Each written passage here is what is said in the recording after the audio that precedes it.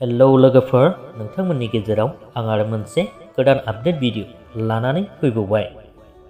लोगोफोर, बे भिडिअनि थाम्बनेल आरो टाइटेलखौ नायनानै जानो हागौ नोंथांमोना गोबाङानो हमदांमोनखाबाय, नाथाय बे भिडिअखौ माबे चेनेलाव नुनो मोनगोन बेखौ गोबाङानो मोनथियाखै जानांगौ। बेनिखायनो भिडिअखौ जागायनायनिफ्राय लानानै जोबजासिम नायलांदो।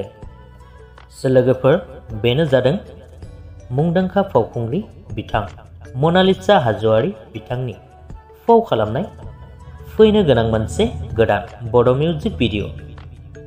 बे मिउजिक भिडिअनि मुं एबा टाइटेलानो जादों स्पेलिं भुल। लोगोफोर, बे मिउजिक भिडिअनि टाइटेलखौ नायोब्ला थारैनो कमेडि आरो रमान्सजों बुंफबनाय, लोगोसेनो नायनो थाखाय जोबोरैनो इन्टारेस्टिं जागोनखौ नुहुरो। बेनिखायनो नोंथांमोनाबो बे मिउजिक भिडिअखौ नायनो थाखाय थियारि जानानै थाखादो। लोगोफोर, बे मिउजिक भिडिअखौ नोंथांमोनहा द लास्ट टिउन मुंनि मोनसे इउटुब चेनेलाव थाबैनो नुनो मोनगोन। बेनिखायनो नोंथांमोना बे मिउजिक भिडिअखौ नायनो थाखाय साननैसो नेथ'दो। बेजों लोगोसेनो बे मिउजिक भिडिअनि आपडेटआबो बेखिनियानोमोन। भिडिअखौ नायनानै मोजां मोनोब्ला लाइक खालामदो, लोगोसेनो चेनेलखौबो साबस्क्राइब खालामनानै लादो। गोजोन्थों।